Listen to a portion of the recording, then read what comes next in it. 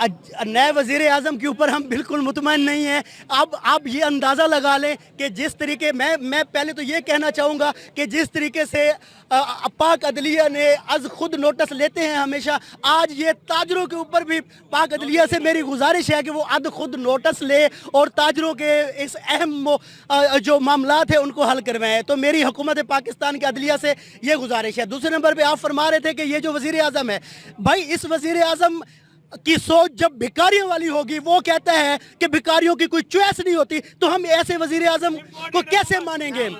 हम नहीं कहते कि ये इम्पोर्टेड है या ये पाकिस्तानी है, लेकिन ये जुल्म करने के अंदर ना हमें किसी किस्म की कोई कसर नहीं छोड़ी। ये शहबाज स्पीड जो है, इसने शहबाज स्पीड के साथ गरीबों का कत्ल करना शुरू कर दिया है।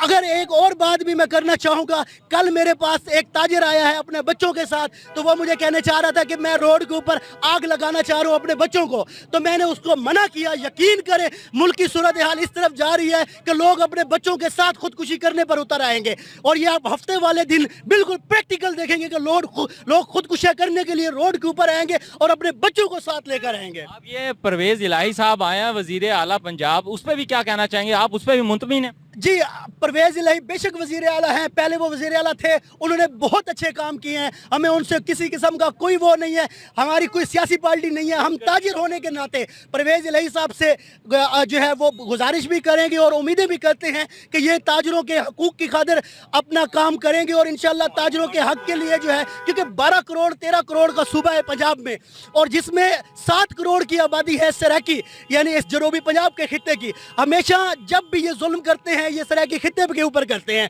आप अंदाज़ा लगाएं कि पाकिस्तान की 70% जो फैक्ट्रीज़ हैं या बिजनेस क्लब्स हैं या बिजनेस के गढ़ हैं, वो सारे लाहौर से आगे शुरू होते हैं। इन्होंने पंजाब को, जनूबी पंजाब को दिया क्या है? जब भी ये देते थे 33% फंड, तो उसमें से ये जो है 5% हमें देकर बाकी सारा वापस ले लेते थे। अपर पंजाब में जाए तो हमें पता चलता है कि हम पंजाब के, जनूबी पंजाब के रहने वाले 50 साल पीछे हैं, और ये लोग जो हैं ये हमसे 50 साल आगे हैं। हम जाकर उनके घरों में जब जाते हैं तो हमें इस तरह की चीज़ें दिखती हैं कि जो हमने देखी नहीं होती।